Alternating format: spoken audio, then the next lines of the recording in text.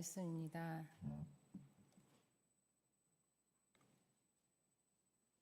시편 84편 1절에서 12절의 말씀을 저와 한 절씩 교독하시겠습니다. 만군의 여호와여, 주의 장막이 어찌 그리 사랑스러운지요.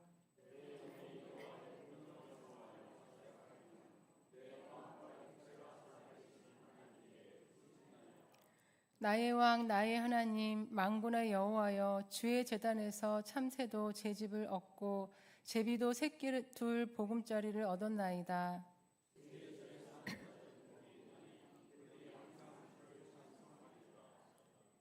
주께 힘을 얻고 그 마음에 시온의 대로가 있는 자는 복이 있나이다.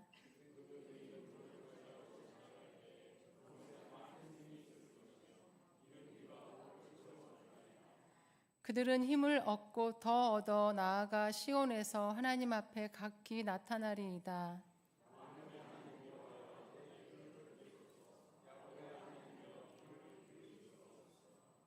우리 방패이신 하나님이여, 주께서 기름 부으신 자의 얼굴을 살펴보옵소서.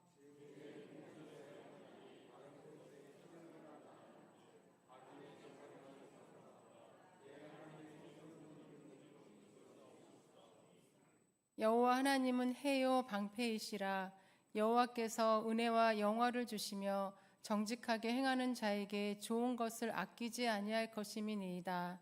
만군의 여호와여, 주께 의지하는 자는 복이 있나이다. 아멘. 네, 핸드폰을 걸었을 때에 그 신호 가는 그 대신에 넣는 음악을 컬러링이라고 합니다. 제가 한때는 1000번을 불러도라는 곡을 이 컬러링으로 사용을 했었는데요.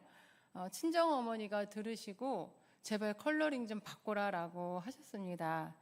왜 그러냐면 이 찬양의 가사 중에 1000번을 불러도 내 눈에는 눈물이 멈추지 않는 것은 십자가의 그 사랑이라는 그 부분이 컬러링으로 나오고 있었기 때문입니다. 그때의 그 가사는 예수님의 이름은 1000번을 불러도 눈물이 날 만큼 나는 예수님을 사랑한다라는 그 예수님을 향한 뜨거운 마음을 표현한 내용의 가사인데, 그 당시 제가 조금 어려운 일도 있었고 하다 보니 엄마의 입장에서는 눈물이라는 단어가 이렇게 크게 와 닿으셨나 봐요. 그래서 왜 맨날 전화를 걸 때마다 내 눈에는 눈물이 멈추지 않는다고 나오냐고 하면서 제발 좀 바꾸라고 이렇게 말씀을 하셨습니다.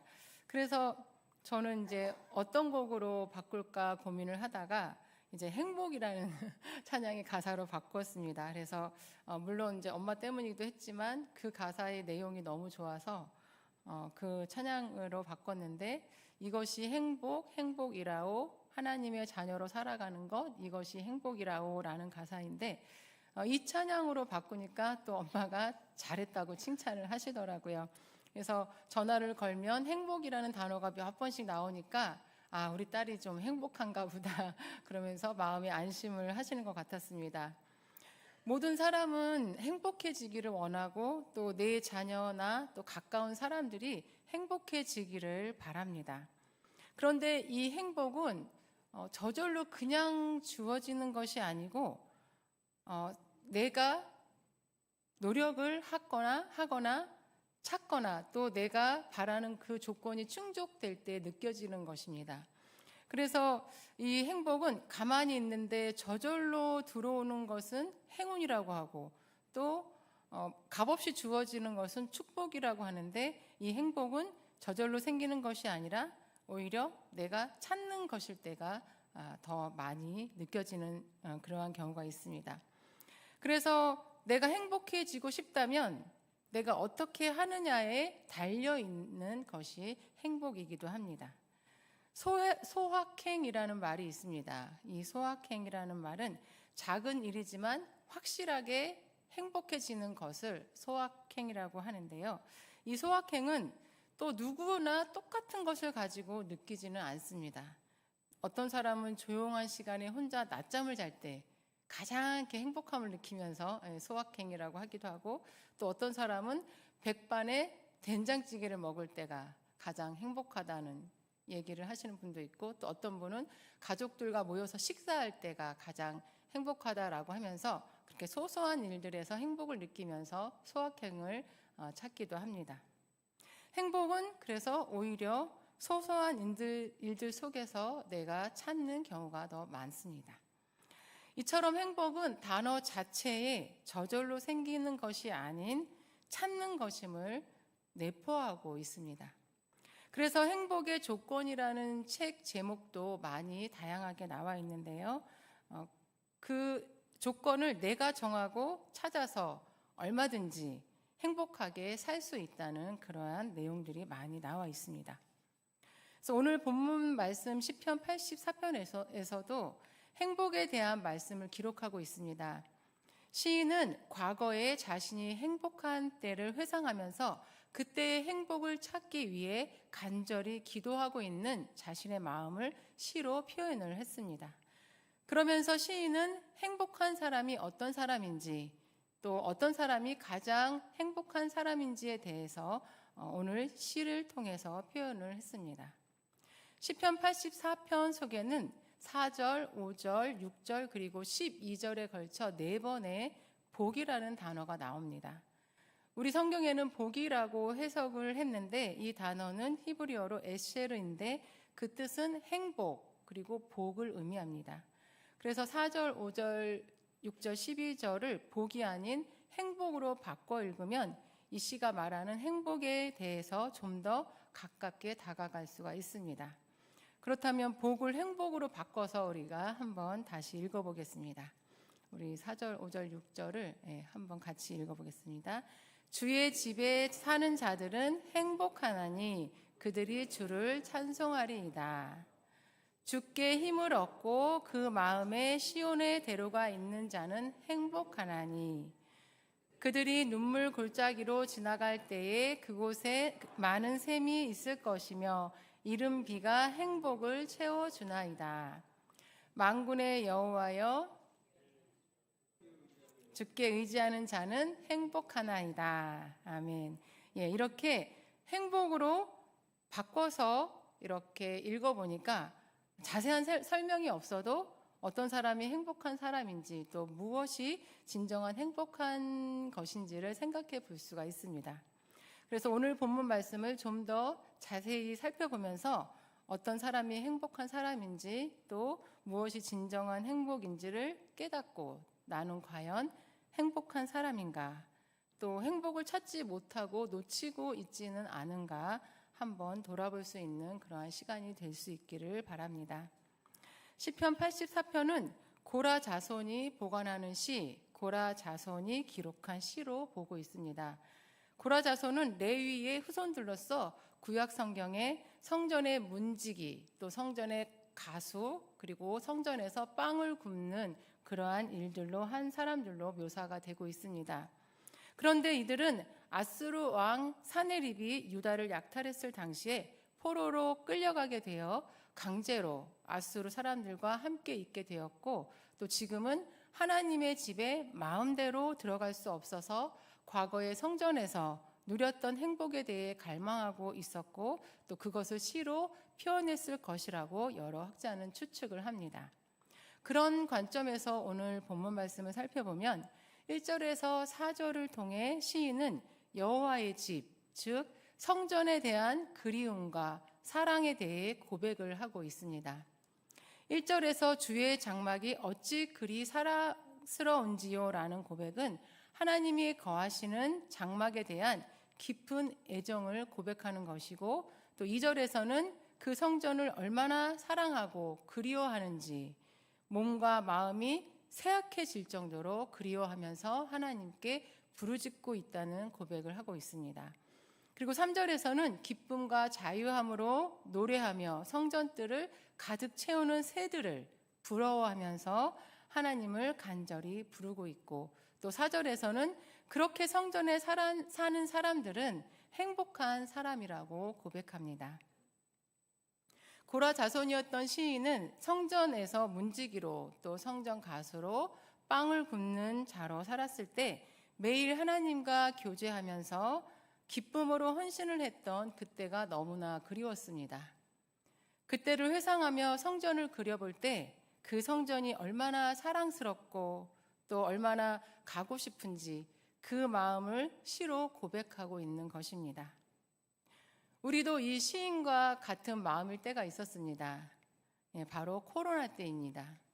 코로나 때 성전의 문이 닫혀 있었고 또 예배도 못 드리고 기도하러 나올 수도 없었습니다. 많은 분들이 성전에서 예배했던 때가 너무 그립다고 말씀을 하셨고, 또 어떤 분은 성전에 들어가지 못하니 성전 주변을 여러 바퀴 돌며 기도하다 돌아가신 분도 있었습니다. 그러면서 마음껏 자유롭게 기쁨으로 하나님 전에 나아가 예배드리고 또 찬양하는 것이 얼마나 행복한 일인지를 절감하며 다시 그렇게 되기를 모두가 갈망하며 기도했었습니다. 지금도 그때의 마음이 남아 있으신가요? 억지로 예배에 나오시지는 않으신지요? 예. 하나님 전에서 마음껏 예배드리고 찬양하고 기도할 수 있다는 것이 가장 행복한 일임을 기억하시기 바랍니다. 언제든지 성전 뜰을 밟을 수 있고 또 언제든지 여호와의 궁정에서 하나님께 부르질 수 있는 것이 가장 행복한 일임을 기억하시고 기쁨으로 주님 전에서 예배하고 찬양하고 또 기도하는 저와 여러분이 되시기를 바랍니다. 시인은 본문 말씀 5절에서 7절에서는 성전을 향해 자유롭게 순례하는 자들의 복에 대해서 표현하고 있습니다. 이스라엘은 세계 곳곳에 흩어져 있더라도 절기를 보낼 때에는 모두가 예루살렘 성으로 모입니다. 그곳은 하나님이 거하시는 하나님의 전이며 하나님의 자녀가 하나님을 예배하는 곳이기 때문입니다. 아무리 먼 곳에 있어도 또 아무리 성전으로 향하는 길이 험난해도 순례자는 기쁨으로 예루살렘을 향해 올라왔습니다. 5절을 보시면 주님께 힘을 얻고 마음에 시온의 대로가 있는 자라고 했는데, 시온은 성전을 의미하고 또 시온의 그 대로가 있다는 것은 성전을 향해 떠나기로 결단한 굳은 결심을 의미를 합니다. 그래서 성전을 향해 떠나기로 결심한 사람들은 복이 있다라고 말씀합니다. 6절에서는 그 길이 험난하고 또 물도 없고 고통스러워도 하나님께서 샘물이 솟아나는 것처럼 그의 영혼을 소생시켜 줄 것이며 또 이른 비를 주시며 돌봐주실 것이라고 확신하고 있습니다. 또 7절에서는 그렇게 돌보시는 하나님께 힘을 얻어 결국 하나님 전에 도착하여 예배하게 될 것이라고 말씀하고 있습니다. 하나님께서는 이스라엘 민족을 출애굽시키시고 광야 생활을 시작할 때 시내산으로 내려오셔서 모세에게 십계명을 주시면서 하나님께서 이스라엘 백성 가운데 머무르실 그 거룩한 장소, 즉 성막을 지으라고 명령하셨습니다. 하나님께서는 그곳에 임재하셔서 이스라엘 백성과 만날 것을 약속하셨습니다. 그리고 이스라엘 백성은 성막을 통해 하나님의 충만하신 임재를 경험했고 하나님과의 깊은 교제를 경험했습니다. 그래서 이스라엘 백성은 어느 곳에 흩어져 있어도 예루살렘 성전을 찾아오는 순례자가 되었고 또 성전을 찾아가는 순례의 길에 동행하시며 지켜주시고 보호해 주시는 하나님의 은혜도 경험했습니다. 하나님은 하나님의 전을 찾아서 예배하는 자들에게도 은혜를 내려주시지만 하나님의 전을 향해 나아가는 발걸음도 지켜주시고 은혜를 내려주십니다. 하나님의 전을 사모하며 하나님의 전을 향해 떠나겠다고 결심한 사람의 발걸음을 지켜주셔서 사단의 유혹을 이겨내게 하시고 또 험난한 상황에서도 보호해 주셔서 결국 예배의 자리에 있게 하십니다. 중요한 것은 하나님의 전을 사모하며 하나님의 전을 향해 가겠다는 결단을 하는 것입니다.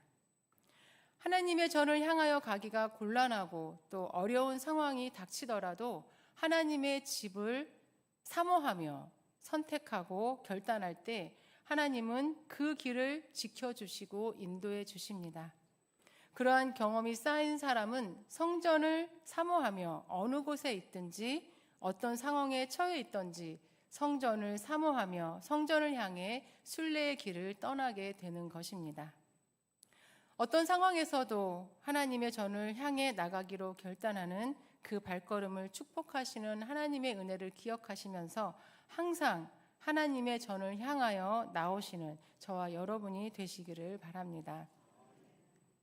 시인은 본문 말씀 8절부터 10절에서 왕을 위한 기도와 성전으로의 복귀에 대한 소망을 표현하고 있습니다. 8절에서 시인은 하나님을 간절히 부르며 기도하고 있습니다. 그 기도의 내용은 9절을 보시면 주께서 기름 부으신 자를 위한 기도, 즉 왕을 위한 기도를 하고 있습니다. 왕이 복을 받고 바로 세워져야 예루살렘이 회복되고 또 성전에서 자유롭게 예배할 수 있기 때문입니다. 그래서 시인은 이스라엘의 왕을 위해서 간절하게 하나님께 기도하고 있는 것입니다. 지도자를 위한 기도는 중요합니다.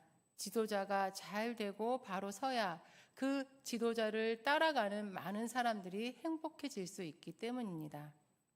시인은 포로 생활 가운데 있으면서 하나님께서 속히 이스라엘의 왕을 다시금 세워주셔서 성전의 예배가 회복되고 또 나라가 안정되어 마음껏 예배드릴 수 있기를 간절히 바라며 왕을 위해서도 기도하고 있었던 것입니다. 그리고 10절에서 시인은 주의 궁정에서의 한 날이 다른 곳에서의 첫날보다 나은즉 악인의 장막에 사는 것보다 내 하나님의 성전 문지기로 있는 것이 좋다고 하며 다시금 성전으로 복귀할 것을 갈망하고 있음을 표현하고 있습니다. 지금 시인이 살고 있는 곳은 아수르입니다. 아수르는 이스라엘보다 훨씬 더 발전되어 있고 또 시인의 주변의 사람들은 부유하게 생활을 하고 있었습니다. 그러나 아무리 화려하고 또 부유한 생활을 한다 하더라도 시인은 전혀 부럽지 않았습니다. 시인에게 가장 행복했던 시간은 하나님 전에서 하나님을 예배하고 찬양하고 기도하고 또 봉사했던 시간이었기 때문입니다. 봉사하다가 시험에 들기도 하고 또 너무 힘들어서 내려놓기도 한 경험이 있으실 것입니다. 막상 내려놓고 보면 함께 섬기며 봉사했던 시간들이 얼마나 소중하고 또 복된 시간이었는지를 깨닫게 됩니다. 어쩌면 이 시를 쓴 시인도 성전에 살면서 성전 문지기로 봉사할 때에 매일매일 큰 기쁨으로 하지 못했을 수도 있습니다. 그러나 지금 다른 나라에서 마음대로 예배드리지 못하는 상황에 처해 있으니 과거 성전에서 예배하고 봉사했던 그 시간이 너무 행복했던 시간이었음을 깊이 깨닫게 되었을 것입니다. 지금 봉사하고 있을 때 그것이 축복임을 깨닫고 기쁨으로 감당하는 것이 중요합니다. 돌아보면 봉사를 통해 주셨던 하나님의 은혜가 많은데 관계나 또 시간이나 상황 때문에 힘들어하는 것만 집중하고 있다가 모든 것을 내려놓게 되면 봉사를 통해 받을 수 있는 은혜 또한 받지 못하게 되는 것입니다. 지금 이 시간 각자에게 주어진 봉사의 사명을 힘들지만 조금 더 참고 묵묵히 기도하며 감당해 나가실 때 봉사의 사명을 통해 주시는 하나님의 은혜도 놓치지 않게 되실 것입니다. 주신 사명 잘 감당하시고 또 사명을 통해 주시는 은혜도 충만하게 받아 누리시는 저와 여러분이 되시기를 바랍니다. 시인은 본문 말씀 11절, 12절을 통해서 결론적으로 하나님을 의지하는 자는 행복한 사람이라고 고백합니다. 11절 말씀에서 시인은 자신이 왜 그렇게 하나님의 성전을 사랑하고 또 예배드리고 봉사하기를 갈망하고 있는지 그 근본적인 이유를 고백하고 있습니다.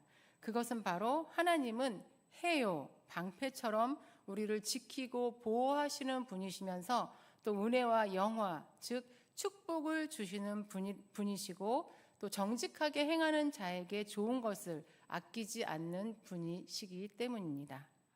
정직하게 행하는 사람이 억울함을 당하지 않고 잘 되는 사회는 행복한 사회입니다. 세상은 정직하게 산다고 잘 된다는 법은 없지만 하나님은 정직한 자를 절대로 버리지 않으시는 분이십니다. 시인은 성전에서 예배하고 봉사하면서 그런 하나님을 만났습니다. 그런 하나님을 경험했습니다. 그 하나님께 경배하고 찬양했습니다. 그 기쁨과 행복은 성전에서 예배하고 봉사한 사람만이 경험할 수 있는 행복이었습니다. 그래서 시인은 결론적으로 12절과 같은 고백으로 시를 마무리하고 있습니다. 우리 12절을 함께 읽어보겠습니다. 만군의 여호와여, 주께 의지하는 자는 복이 있나이다. 아멘. 해와 방패이시며 또 우리에게 은혜와 영화를 주는 분이시며 정직하게 행하는 자에게 좋은 것을 아끼지 않는 그 하나님을 의지하는 자는 행복한 사람입니다. 그분을 의지하며 그분께 나아가기로 결단하고 그분의 보호하심을 받아 성전에서 예배하고 찬양하고 기도하고 봉사하는 사람은 진정한 행복한 사람입니다. 우리는 지금 하나님께 허락하신 수유동 교회 성전에서 자유롭게 예배하고 또 찬양하고 기도하고 또 마음만 먹으면 봉사할 수 있습니다. 우리에게 베풀어 주신 이러한 복된 시간과 상황들을 불만 불평으로 채우고 계시지는 않는지 돌아보는 저와 여러분이 되시기를 바랍니다. 하나님은 해와 방패이시며 우리에게 은혜와 영화를 주시는 분이시며 또 정직하게 행하는 자에게 좋은 것을 아끼지 않는 분임을 고백하며 그분을 의지하고 또 그분께 나오기를 가장 기뻐하며 우리에게 허락하신 성전에서 날마다 예배하고 찬양하고 기도하고 봉사하며 또 진정한 행복한 삶을 누리시는 또한 수유동교회와 지도자를 위해 기도하는 저와 여러분이 되시기를 간절히 바랍니다. 우리 마지막으로 4절, 5절, 6절, 12절을 우리 행복으로 바꿔서 한 번 더 읽고 설교를 마치도록 하겠습니다. 주의 집에 사는 자들은 행복하나니 그들이 주를 찬송하리이다. 주께 힘을 얻고 그 마음에 시온의 대로가 있는 자는 행복하나니 그들이 눈물 골짜기로 지나갈 때에 그곳에 많은 샘이 있을 것이며 이른 비가 행복을 채워주나이다. 만군의 여호와여, 주께 의지하는 자는 행복하나이다. 아멘. 함께 기도 드리시겠습니다.